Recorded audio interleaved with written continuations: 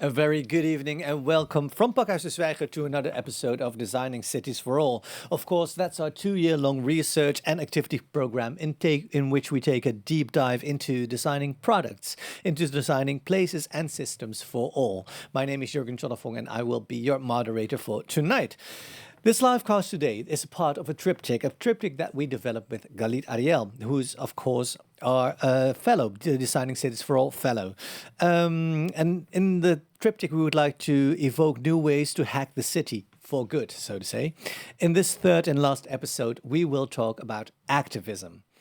And we will talk about creativity and individualism in digital urban spaces. How do you become a digital urban space activist, and how do you build virtual spaces for social impact? Those are the themes we will talk about. And Galit, are you there? Indeed, I am with you Very, very, in very virtual form. in virtual form. Very happy to see you again. Before we start talking about the topics that I mentioned earlier, can we have just a short recap in regard to our last episode? Because we talked about digital gentrification. And what was your main takeaway from the past episode? Well, my main takeaway is that I think we have accountability and we have responsibility in noticing and grooming authentic cultures over I want to say the tech promise or over our personal convenience, and we need to understand that there are multiple cultures. They are as important as popular culture, if not more, if we want to have a habitable environment where we truly have agency on our presence in space and our citizenship. Yeah, and different kind of cultural expressions are important because of that, because we heard musical examples, we saw visual examples of that. How does culture, in that sense, artistic culture or creativity, can play a role in that? I think, again, we were talking a lot about connected versus globalism. And there are, when we say, we're connected, a connected society, it's really a question about who streamlines both the content that is connected, but also the connection itself. And globalism, and we spoke about from the avocado toast to graffiti culture, that will go more in depth into again today in how do you balance between the desirable global influence and connected and while maintaining the well-being and authentic culture of your neighborhood or your community, and where do we know where to draw the line, and what do we want? Yeah, and one of my takeaways is well, from last time is that you mentioned as well that gentrification is not something that you can stop, or not even at times you can oppose against. Sometimes gentrification can happen for good. Am I correct? I think it's gentrification or shifts that are both economic and demographic. I know very little communities worldwide where it doesn't happen with modernization and post-modernization. Um, Communities shift and change, and they're dynamic, and that's natural. But again, the question is, are they changing naturally? Are they changing externally? Why are they changing and how they are changing? These are things that we need to ask more questions about. Um, Also, in order to, I want to say, to keep the soul, the souls of cities alive, and not to end up living in this global village where it really doesn't matter where you live. It really doesn't matter if it's New York or London, because everything is the same mush. I don't know if this is what we necessarily want. Exactly. Well, if you would like to hear more about the ideas that we talked about last time, please go to the Designing Cities for All program page on thezwijger.nl, and there you can watch the previous episode again. For now, if you would like to join in a conversation, that is also possible. If you go to the website and the program page, you can see a Zoom link, and if you use the Q&A function on Zoom, you can post questions for Galit or for the other guests that are here tonight. And make sure that you mention who the question is aimed at, and I make sure that the right question is aimed at the right person. All right. Talking about today, we will be talking about redesigning digital, equitable urban habitats, and and how you can become a digital urban space activist. You prepared a short presentation to explain what you mean by that and what we will be discussing tonight. Can you please share the presentation with us? Totally. So I think they are activating it from behind the scenes. I can't see it. Can I see what is projected? I'm only seeing myself Yeah, at the we're moment. switching. Yeah. Awesome. Okay. So, it's this session is the third and kind of the last of the three-tier session. In the last part of Hacking the City, we already started talking about throwing the ball back at the audience in terms of we started when the first and second session talking about the role of policymakers and tech companies and urban planners to ensure that we have agency and voice, and that citizens are not just heard but also seriously considered when we're creating new city spaces and tools. But I really want this session to be about our individual role within communities and city, in order to understand who owns the city. And I think the answer is like then and right, we own the city. Cities are not just a series of structures. It has human beings for now living in them, and that have the rights. And in the Netherlands, they say it takes a village to raise a child. The question is what happens to individuals and communities that come into not a village, but this, mega habitat that is a city.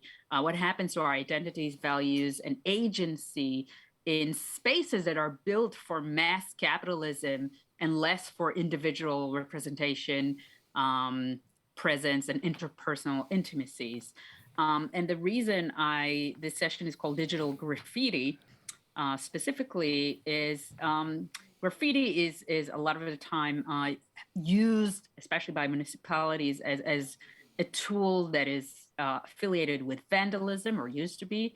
But the truth is, it's one of the most predominant self-expression art forms in urban spaces, and it was actually born as act of resistance and presence, and became now a mainstream tool that is becoming part of gentrification because it's very Instagrammable.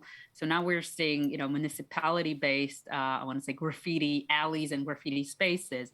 And I think it's a very interesting trajectory. And if we go to the next slide, I just want to give like a really quick, intro to graffiti. So it's normally defined, it was defined as wall painting, spraying, or etching. But today it changed its meaning, and it's actually used in various other ways. It started as we know it in the late 60s in Philadelphia, where Cornbread, which is actually the left artist on the right, and Cool Earl just went about town just to write their names to gain attention from their community and media. And Taki 183, which is on the right, started it as well in New York City. So the act of tagging of graffiti was really about, I'm here, and I'm here in the city, and you can't ignore me, which was really interesting.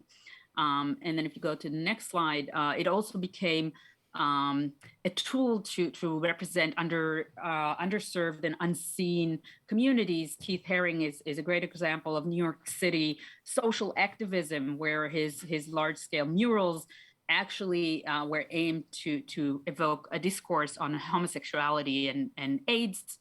And then the graffiti in the Berlin Wall, which is the next slide, is another example of a very powerful way to express creative resistance against segregation and anti-democracy. And lately in 2005, I think the graffiti activist Banksy basically snuck into the Gaza Strip and created a series of located graffiti statements on the wall itself, the separation wall itself, but also within spaces in the city. So that was the initial idea of graffiti, of like having this kind of artwork. But urban activism changed its purpose and method, and especially due to the diffusion of CCTV and urban surveillance technologies. And that's the next slide, if you can see it. Next slide. Yeah. So a lot of say new ways of graffitiism or I want to say acts of disturbance within public space, visual disturbance, came because of CCTV and the desire to have CCTV resistance and sabotage. Some of it by actually creating like physical, visual, and some of it through in the next slide, actually having anti-surveillance masking and fashion that allows you to decide who you are in public space.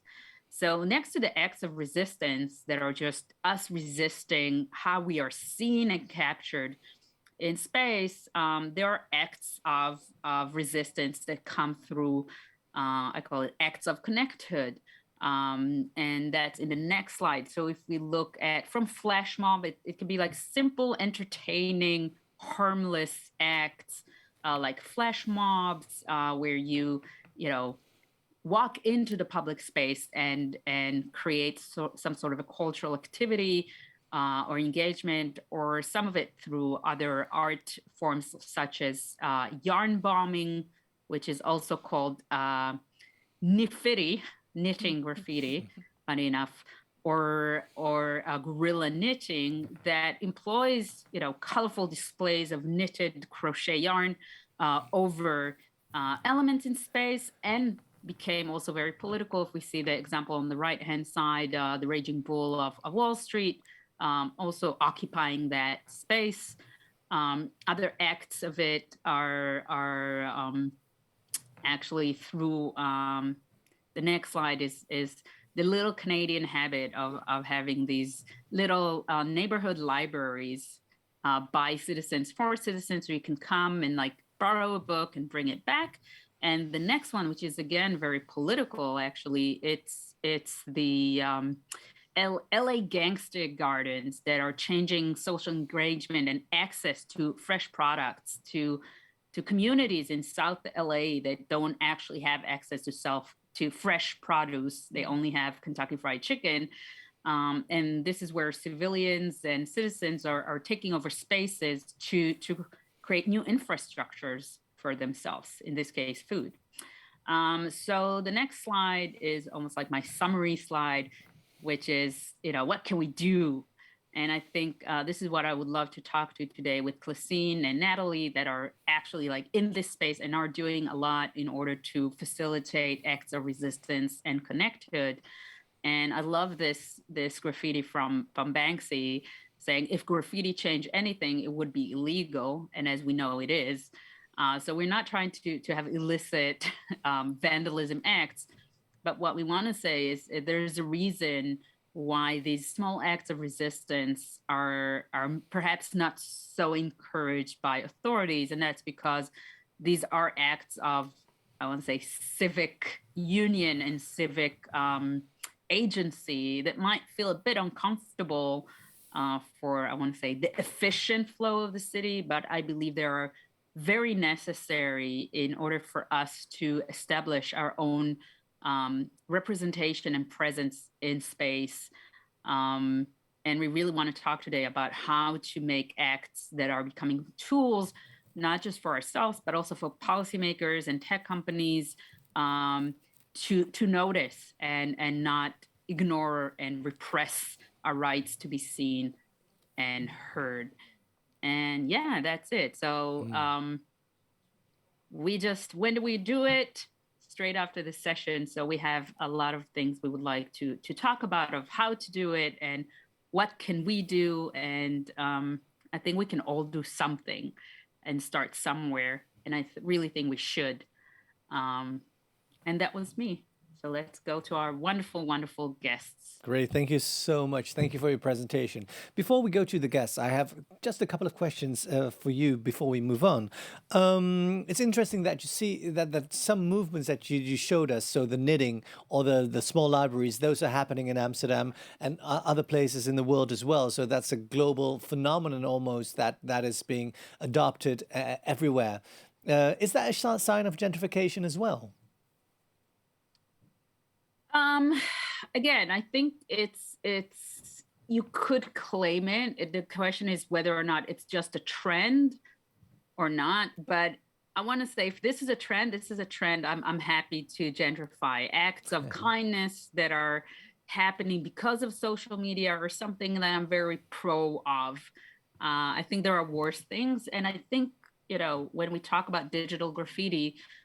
There are two ways that we can consider these acts of resistance. One is through digital tools themselves, so utilizing the technology itself.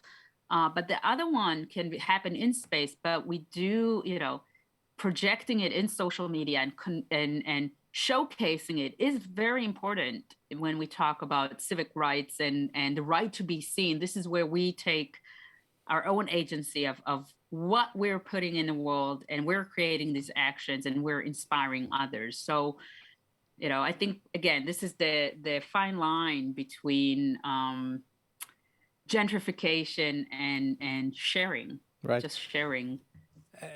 Talking about the right to be seen, we have, of course, the right to be seen, but we see you a little bit glitchy at the moment. So maybe your sound is fine, so we can hear you perfectly well. Okay. But maybe we'll start everything again, or have maybe we'll look for a new connection if it gets worrisome. Sure. My final question before we go to the guests is: you said who owns the city, and you said it was humans. How important are the non-humans in the city in that regard? Because what we hear a lot, for example, by the Embassy of the North Sea, is that non-humans should be taken in consideration as well when you talk about city developments. What are your opinions about that? Are you talking about non-humans in terms of living things, or non-humans as architecture and technology?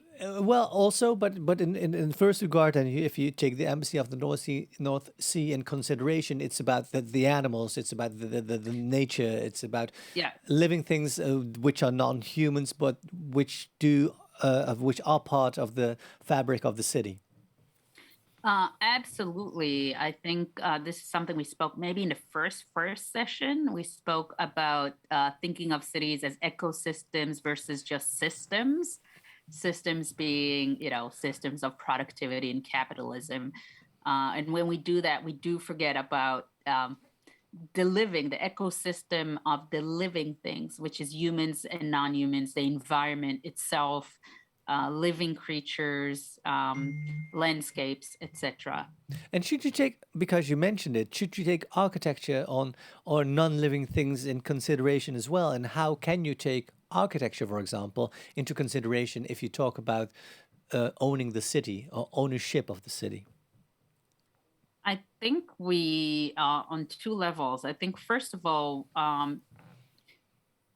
we moved into I want to say a gentrification of architecture in the sense that we're building to be seen. It's like we're building monuments. Who has the tallest building? Who has like the latest architect?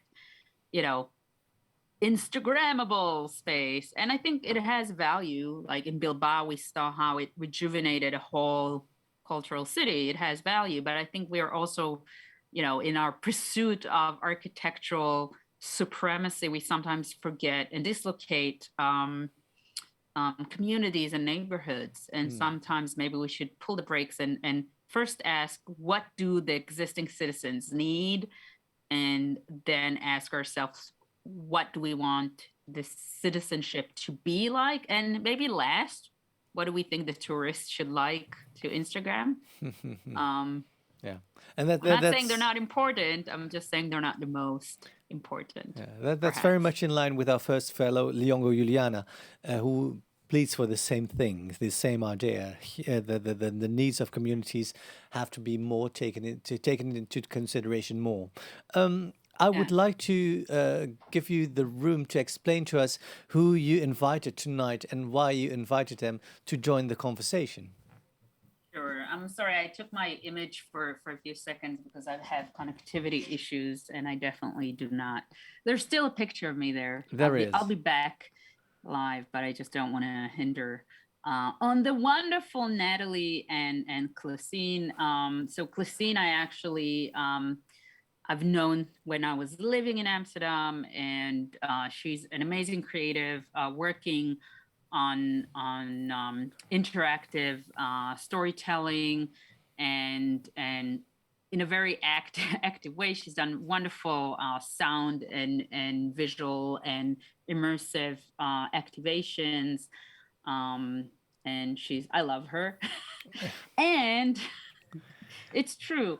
I'm sorry. And I had her in the previous Pacas Esvaicher, the AR series, AR in the City, AR in Society, etc.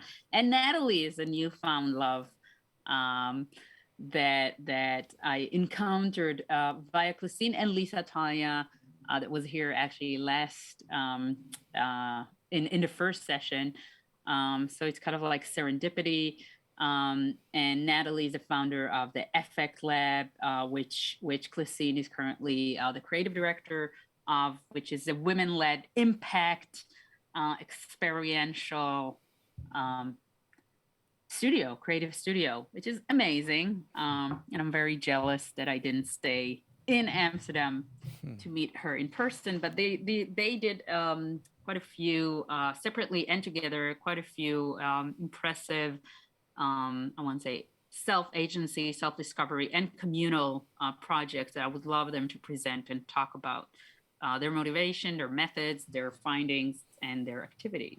Great. I've got a proposition. Is it possible for us to ask Clasine and to ask Natalie as well to react to your presentation? In the meantime, we can technically Totally. start up your connection, and then hopefully we will see you in our picture as well, because I think images is important in this program as well. So if I look at the technical stuff here, can we start everything up, and then I'll ask Clasine and Natalie if they could react to the story we just heard.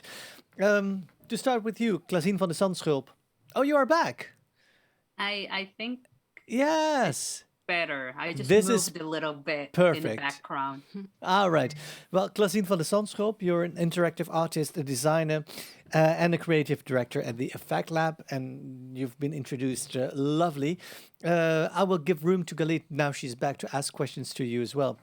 But I would like to introduce the second guest as well. That, of course, is Dr. Natalie Dixon, who's the founder and Culture Insights Director at the Effect Lab, too. A warm welcome. Galit, well, the floor is yours. If you've got any questions, please Well, ask first them. of all, sorry for forgetting the doctor. I'm sorry, Natalie. I know, you've suffered. You probably suffered for it. I've suffered for that, doctor. How dare you forget it?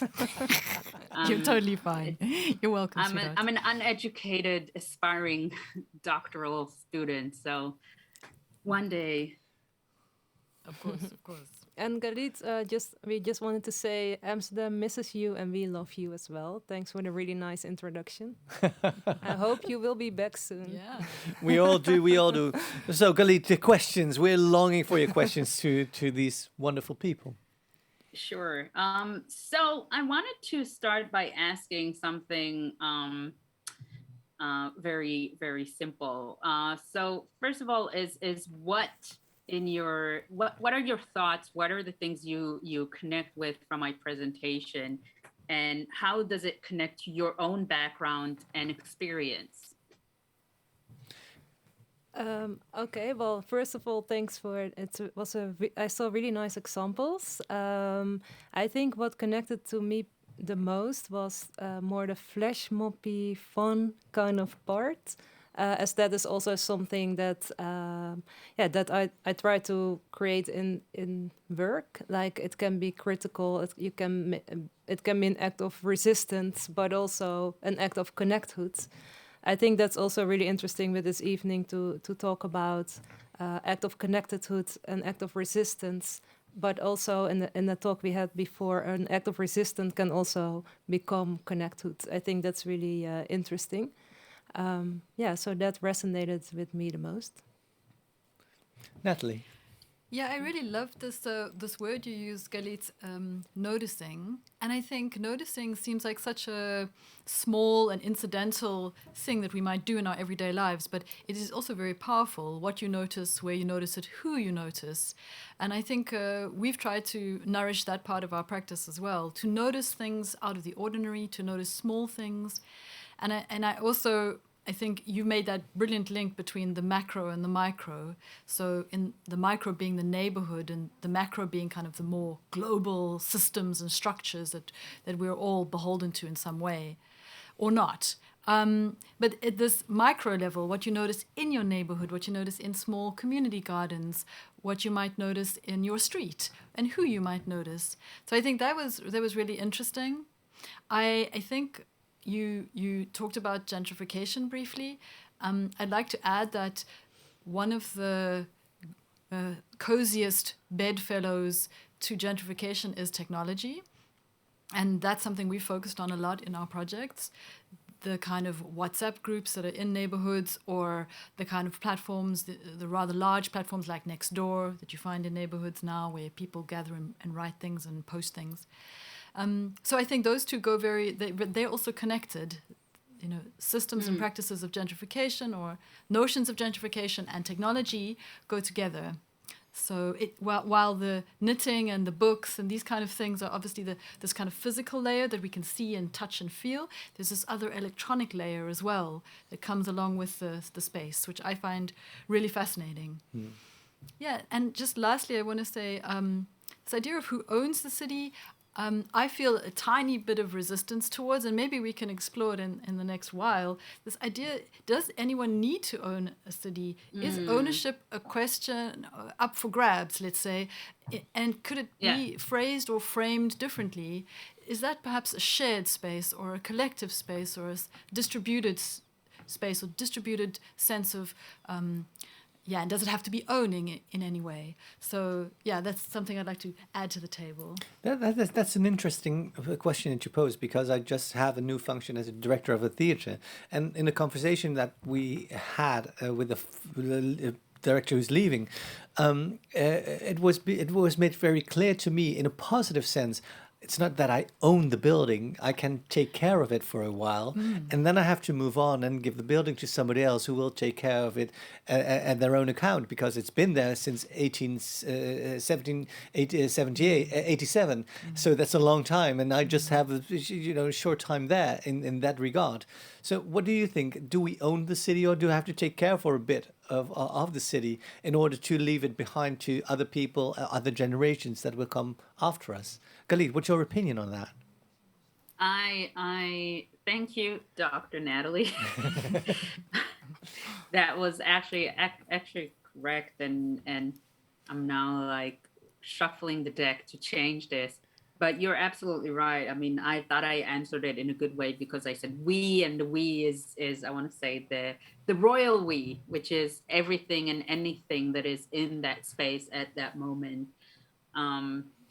But you're right. Like this, even the idea of a city is a colonial idea of like taking over, establishing our presence, having to be seen, and kind of like forgetting about our temporal presence. With our let's say lasting impact, and having that balance and consideration with ecosystems. So I'm with you on that, and we do need to be more careful in what we're making and why we're making it, and go away from our try to step away, at least partially, from our ego of, let's say, I've been here, look at me, and into like, what am I leaving behind? Right. Thank you for now. I would like to ask the viewers as well. If you have any questions, please post them if you go to the program page of Pak uit de Zwijger of tonight, and there you can log into Zoom. If you use the Q&A function in Zoom, you can pose the questions to the lovely people here at the table, and of course, Galit, who's joining us through Zoom. Let's go into the second round because you've got some questions prepared for our guest, Galit. The floor is yours. Yeah, so I would like to ask like a question. It's like a two-side question, which is um, one from like round one, and I'll marry it with the round two question because I kind of skipped it, and I think it's important. So the question to both Christine and Natalie is kind of like, what in your background led you to seek or incorporate activism in your practice? And kind of like to draw from your own experience and practice into how could that connect to people in the audience. So what was your trigger, and what are triggers that you found out in your work about getting involved, showing up? Yeah, I think first of all, I do I want to say the word activism for me is also a little bit hard to use. I think how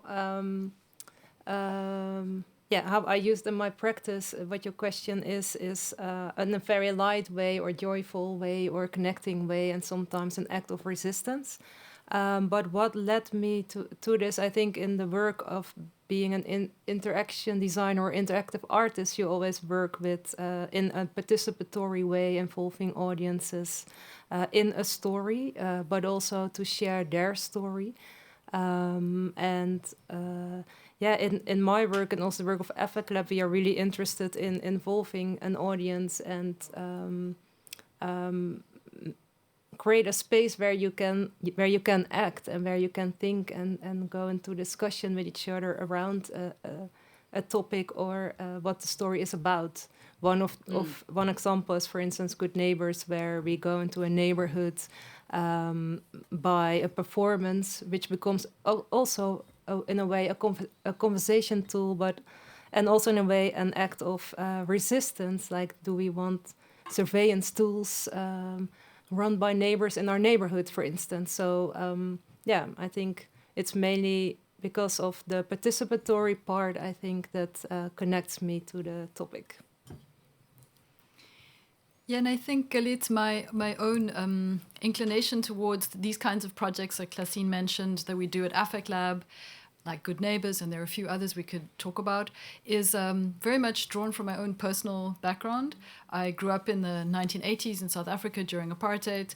I was exposed to racial segregation. This was a very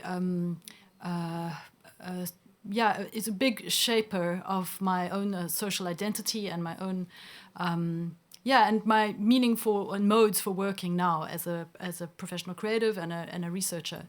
So I'm always looking for how to turn spaces of exclusion into places of inclusion, and how to turn networks of fear and paranoia of the other, and those can be many others, into networks of trust. So those are the things that drive me, and I think as a human, that is what gets me out of bed in the morning. That's what motivates me. Is that those things excite me and nourish me as a professional. So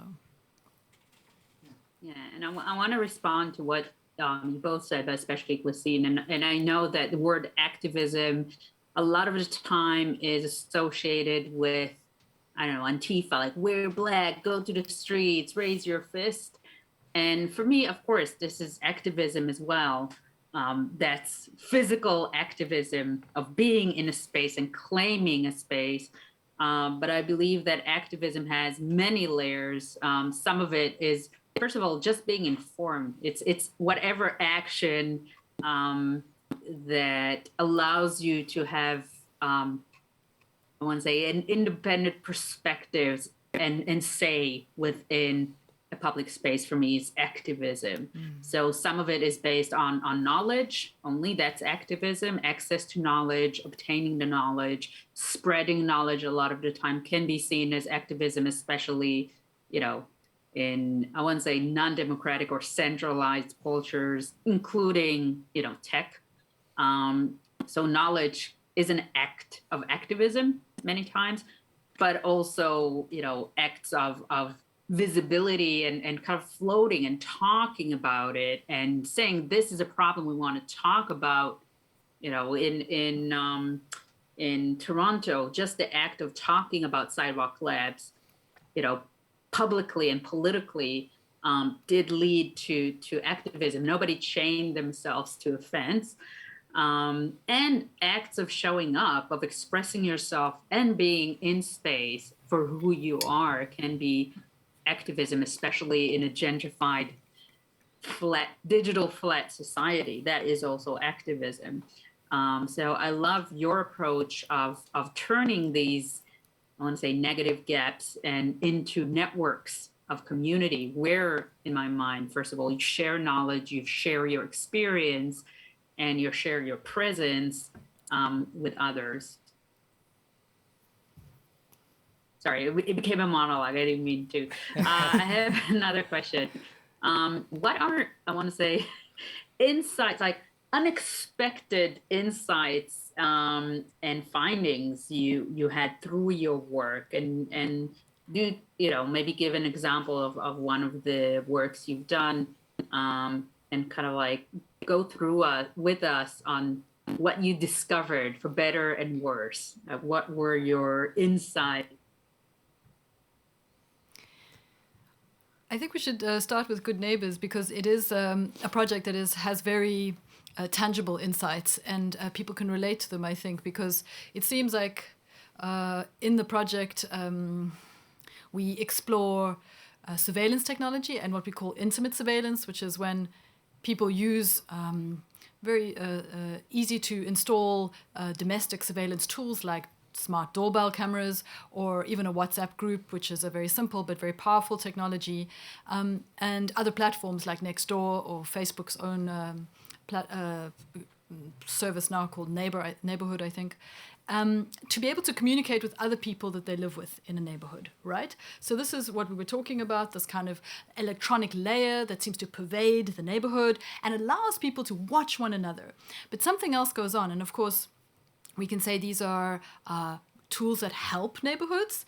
You can always post something like, maybe you want to borrow a bicycle from somebody, perhaps you want to borrow the proverbial cup of sugar during a baking session. These are all wonderful acts of sharing that can happen in these networks. But there is a darker side, and there is always that tendency in technology that you have the kind of the good and the bad, these extremes always exist, that people can also be socially profiled through technology and through people using that technology. And this is one of the aspects of Good Neighbors, where we explore some of the tensions within neighborhoods that can be mediated through technology. So who gets marked as a stranger in a neighborhood, and who determines who a stranger is? Is it somebody who wears a hoodie? Because that seems to be the prevalent case. If you wear a hoodie, somehow you're marked as being suspicious. And what exactly does it mean to be suspicious in a neighborhood? So there are other factors, people who walk slowly, who don't seem to have a purpose, who loiter. This you mentioned temporality, our own presence in a neighborhood. We're not allowed to take our time to walk and have nowhere to go. You have to be purposeful. You have to be efficient. And of course, this is the kind of structural system that we find ourselves locked in. And of course, if you're seemingly lost or do not belong to a neighborhood, you might find yourself photographed and put into a WhatsApp group, and you might be talked about without your knowledge. And this happens quite often in Amsterdam, and it came up as a major part of our research for Good Neighbors.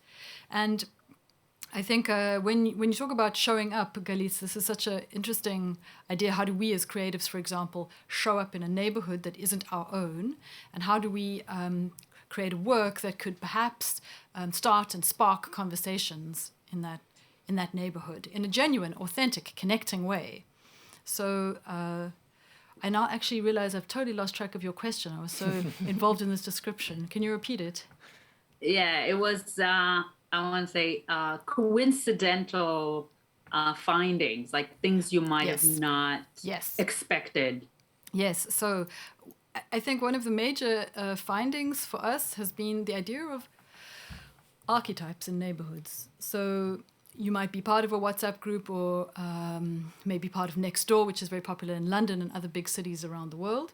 And you might notice some people who fit these archetypes, perhaps the pessimist, who thinks really that the only way is down in this neighborhood. It's one big giant melting iceberg and everything is, dangerous and really it's all going to the dogs. This is a character that we see coming up often in neighborhoods and through our research and through the performance that we did. And other archetypes include the peacemaker, someone who really wants to connect people in a neighborhood. So, they kind of travel through the WhatsApp group and they create presence through the WhatsApp group by trying to connect people or mediate arguments or tensions. And there are other forms, like the hero is another one. These feel like great story archetypes, narrative archetypes. You recognize this from theater, Jürgen. But indeed, they also play a role in the neighborhood, in the conversation in the neighborhood. Yeah. And I recognize it from my own neighborhood app and what you say about profiling and othering that happens as well. So, yeah, it's very recognizable. What is your stance in regard to that?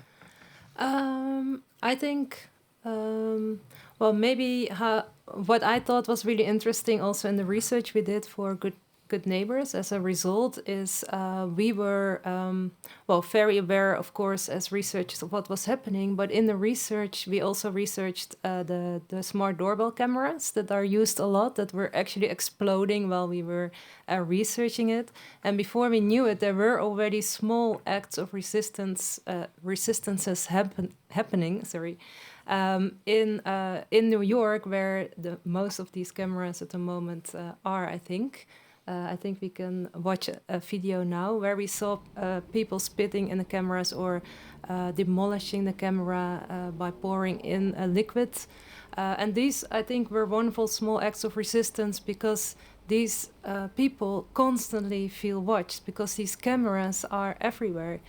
So as part of our project, the project resulted in a fun but also critical performance in the streets to also address these topics. But part of the performance was giving away little stickers that you can use if you feel watched in your neighborhood by all the cameras, and also in Amsterdam, and I can imagine in Toronto as well. You see them more and more popping up, like a Ring doorbell camera or other brands.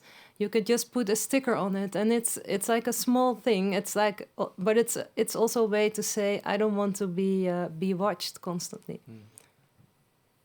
And I wonder what are your thoughts on, I want to say, the duality, the double-edged sword of technology, because your project was very much about that in terms of, let's say, the cultural construct or the innuendo that we need to be, connected through our phones to our neighbors, and we need to have like these WhatsApp groups, and we need to have surveillance on the neighborhood. What do you think there are more damage? Like there are alternative ways to create these systems? Yeah, I think it's worthwhile saying that surveillance tools don't just pop out of nowhere. Of course, they come with a huge industry. So, the Nextdoor, for example, is valued at $2.3 billion. It's one of the fastest growing companies in Silicon Valley. There is money at stake, a lot of money. So surveillance hinges on the idea that people do feel a sense of perhaps paranoia and fear, and that they feel they need those tools. When you're absolutely right, Galit, that indeed you could talk to your neighbor or see your neighbor in the supermarket. If these connections are allowed in some neighborhoods, of course they are not. They don't just happen by chance, but that you don't necessarily need technology in the way we are told that we need it. So I think this is also engineered in a way. So I mean, that was just worth mentioning. But I think. Good Neighbors is also a way of finding these, what Classine was talking about, acts of refusal. So tiny acts of refusal. The sticker, it might seem tiny, but it is in a way a refusal. And it's a difference from resistance. And that refusal is not to be photographed, not to participate in this machine of surveillance, to be outside of it. And that is also still a choice that allows you your agency to be outside of that system. And, what other thoughts do you have? Like, what can we proactively do as individuals to reestablish connections and connected, I want to say, in a positive way? I can tell you from my experience, actually, our neighborhood is torn by a Facebook group of dog owners versus non-dog owners in our neighborhood. And what we actively did to stop this divide is actually to bake cookies. Do like we meet, the dog owners meet every evening in the park, and we decided to do like a cookie share event for everyone to kind of like, I want to say, reestablish, dog owners and non-dog owners compatriot shared space, and it kind of worked for a while. So can you think about positive things of connected or resistance, positive resistance, I want to say, that we can all do? I think what's maybe interesting is another project example called Our Space, which was in collaboration with Why Not, where we actually used a little bit the same kind of research on how we connect, how we connect in a community or a neighborhood by mobile technology, and also how that changes the way we connect physically when we meet each other in the streets. And do you know your neighbor? Do you know the color of the eyes of your neighbor, for instance?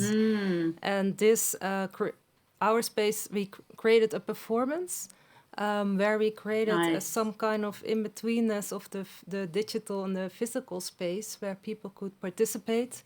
It worked also on WhatsApp with a bot, where you are in a new space. Like, for instance, if you access Facebook for the first time, you need to learn how to make a friend or how to like something or how to interact. So the bot taught you how you could interact, how you could make a friend. But for instance, you tap someone on the shoulder to become friends. And when you get tapped back, the friendship is confirmed. And so the performance gradually started into more also physical, interactive, small kind of gestures. Like if you super like someone, then pick that person up, for instance. So it's, and also little data visualizations, what you love to do with your neighbor, if it's walking the dog or watching Netflix. So it also became like little data visualizations to get to know each other, but also to critically look into how we connect with each other and how our online interactions can also influence physical, and that it does not need to be like binary. It can also be something that we can use as a combination, basically. The pictures you see now is where we did this performance in Johannesburg at the Vakugesi Festival, where we also did kickstart our Good Neighbors project. Nice. And I have another question, and that's a little bit unexpected because you're too good in answering, unfortunately. But unexpected curveball question. Dream project. Like if you could have, I want to say, a dream project. Maybe you already have one in the pipeline, but I want to say it could be holistic. What would you love? How would you love to impact connected and resistance? What do you need? Money, knowledge, tools, access, all of the above. I know it's a trick question. Yeah. Well, in the creative sector, even in the Netherlands, one always needs money. That goes without saying. True. So funding is always essential, and also to make brilliant, good, high-quality work that people see and it's distributed widely. Of course, that's essential. We are working, I think, next year on one of our dream projects, which speaks to your question of the non-human, which I like to personally call the more than human, so that we don't put always the human at the center of these conversations, where we extend ourselves to other categories of aliveness.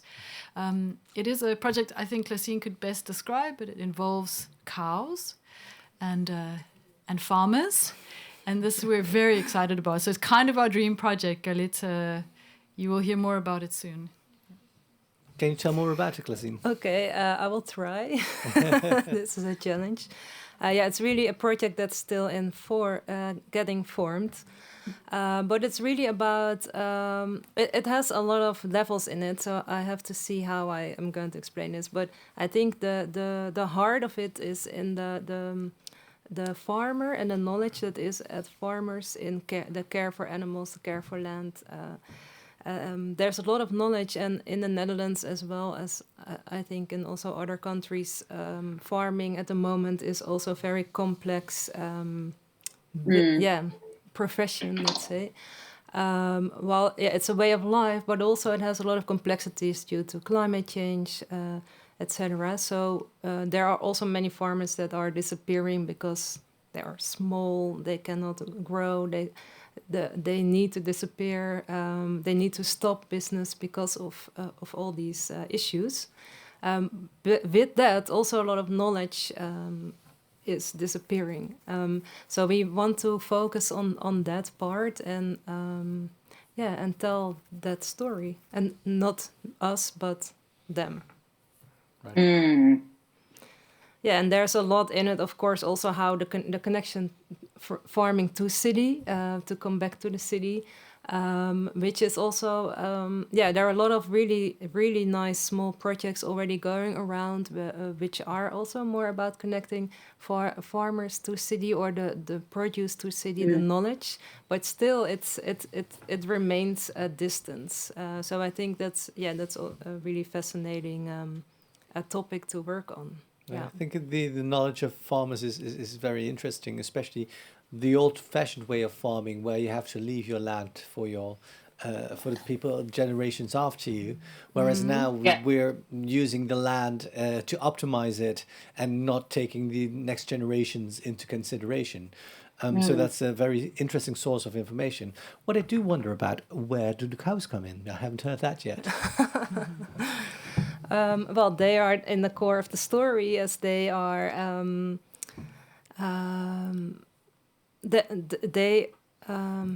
These are dairy farmers. Maybe no. we should have qualified that at the beginning. The farmers we're speaking about are dairy farmers. Right. Yeah, we focus on dairy farmers, and that's also my personal background. I grew up as a dairy farmer, so cows for me are like part of life already. Part and parcel of family. Galit, we've entered the final stage of this episode, and also almost the final stage of you as our Designing Cities for All fellow. It's true. Don't say it out loud, because it might become reality. No, well, it's good to know, because we heard a lot of wonderful stories here at the table. So thank you so much for that, Klasine and Natalie. Is it possible for you, Galit, to reflect on your fellowship? What have you taken away with all these programs that we had, and all the research that you did? What is your biggest takeaway from your fellowship from Designing Cities for All? I think that my biggest takeaway is really related into our role within these systems, in our, unexpected agency and unexpected, I want to say, cultures that are happening, bubbling underneath that coat of efficiency and technology that I think we're missing out a lot, and it's hindering our progress. So, this idea that cities have to be efficient, of course, in terms of service that needs to happen. But I think there's so much space to do more qualitative, connected and qualitative intelligence of what cities are like, and not just the quantitative of like how many people go through, how quick was it, but really, and I think especially since COVID, where I want to say the value of cities is not diminishing, but it's perhaps not the only way of maintaining culture. Because of technology, we don't have to be in the city, and a lot of the things are mediated by technology. If we want to keep cities as, I want to say, a predominant cultural space, we really need to refine their value and refine the human and non-human presence and importance that is there, and that includes, the people that are there, the communities, the cultures that we are so quick to disregard in the name of progress, the intimacies, and kind of like the will of the people living there. Yeah. We keep forgetting it in the name of efficiency, and I think that will be the downfall of cities, personally. Yeah, so, if there's too much emphasis on efficiency and not enough emphasis on human relationships. In that regard, we've got some final slides that we from a question we posted on social media. Maybe we can have the slides in our screen where we asked, how do you know your neighbors personally? And do you know your neighbors personally? And if we look at responses, you can see that 71 of the people know the neighbors personally, and only 29, which is a bit more than a quarter of the respondees, don't know their neighbors personally. Let's go to the next slide, and I would like to ask your reflection on those slides as well. Are you any part of any neighborhood or WhatsApp group in your neighborhood? And the respondents there was exactly the same as before. So we saw 71% that are part and 29, sorry, that's the other way around. 71 isn't part of a group and 29 is. So that's interesting that that you don't have to be part of a WhatsApp group in order to know your neighbors. And the final question that we posed is, share some kind of activities that you are doing for your neighbors. And there the response was, I help my older neighbor with a garden. We organize a street gathering barbecue each year, focusing on getting to know each other. And getting together, we plant flowers together to make the street more colorful, and we help them with groceries. If you look at those responses, are you hopeful of that the human relations in cities are still being taken care of? How would you interpret those answers? I'm very curious about the question 1 and 2. Is it exactly the same people that don't know their neighbors and are on the WhatsApp group? Is that the correlation, or is it a mixed? It could be a mixed thing. I'm just curious. Yeah, it was an opposing thing. So you've got 71% that know their neighbors, but only 29% of the people are part of a WhatsApp group. So it was the correspondence was not copied in that sense. Exactly. Yeah. And then on the second part, on the acts of kindness, what I am noticing is it does relate to, I want to say, the more elderly. I don't want to say old school, but like the more, I want to say, traditional community-based, perhaps, citizens. And I'm wondering if this is something we're losing because cities are accelerating and perhaps becoming younger. What kind of cultures can we cultivate ourselves and maybe even kick off? Because we seem to forget that culture doesn't happen to us. We create it. So, what kind of cultures can we create through micro actions and small actions? Can we participate in, each person in their own right? So, I'm starting, I want to make a pledge, because this is something that I'm passionate about, and I personally want to make a pledge of baking. Baking. No, I think carbs are the answer to most. Carbs are the answer to happiness.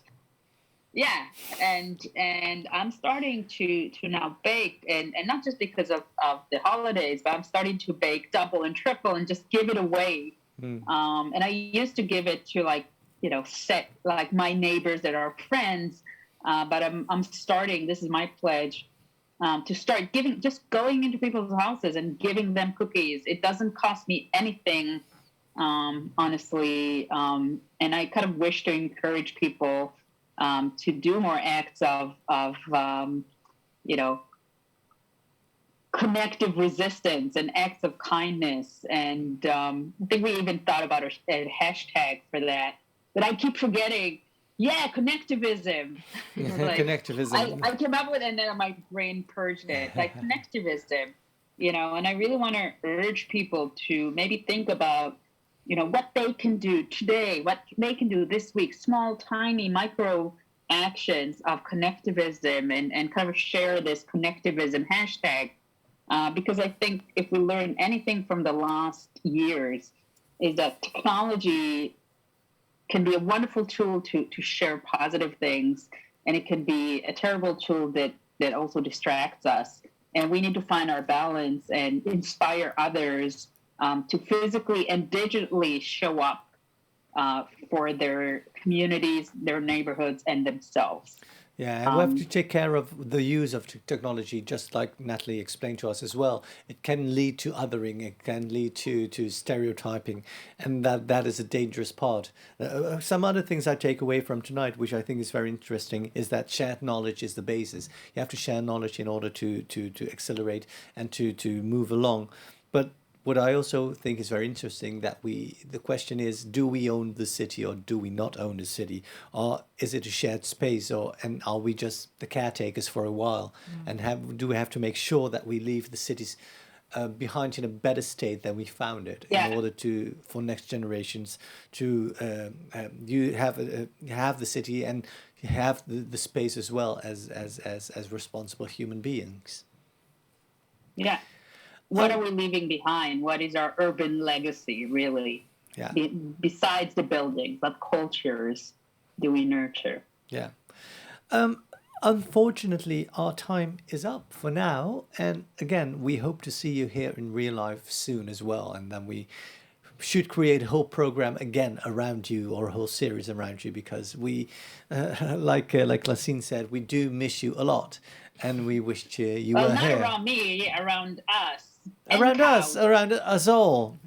But you've been the central figure, and that's important to mention as well. You've been our fellow, you've been a central figure, you've invited a guest, you initiated themes as well, and we are very grateful for that, because you shed some light on previously topics that we haven't seen that clearly before you mentioned them. So thank you a lot for that. And I encourage everybody who hasn't seen the whole triptych, please go to the website deswijger.nl/DCFA in order to watch all the programs and to hear what has been discussed. What can we expect from you in the near future, Galit? So I'm hoping, I was planning actually to be in Amsterdam for this session, and I couldn't. So I'm hoping to come early next year and talk more about connectivism, and have Natalie and Cliffscene again, and perhaps like kick off some awesome kind of connectivism actions, digital and physical. I'm continuing with my PhD, Dr. Natalie. I'm trying hard to make you proud, and to make more, I want to say, creative tech, purposeful projects. So I'm trying to do my bit in my little cocoon, and all I can say is I just want to keep in contact with everyone and share knowledge and share action, and help the tribe of awesome to do awesome things. Let's do awesome things. Thank you so much, Galit. Thank you so much, Natalie. Thank you so much, Classine. And of course, all our other guests that were present at this triptych and in the Designing Cities for All series. If you would like to read the book that Galit mentioned for the book club, please look it up. It's called Glitch Feminism. Glitch Feminism. It is worth it. It is worth it. And if you, like I said, please go to the website to find more information. Next week, we will be back with the presentation of Designing Cities for All books, which is also, I have to mention that as well, the last program that program maker Dimfy Brown will create. She will be leaving us, unfortunately, but without her, we wouldn't have Designing Cities for All at all. So hopefully we can have a kind of a tribute to her as well next time. Make sure you'll be there next Monday. And if you would like to make a donation in these dire times, that is more than welcome. If you go to deswijger.nl/pay, you can leave a donation that will benefit the programs directly. Again, Galit, thank you so much, and we'll see each other in real life. We'll meet again. Don't know where, don't know when, but we will. Thank you so much for joining us, and thank you for watching. Bye-bye. Bye.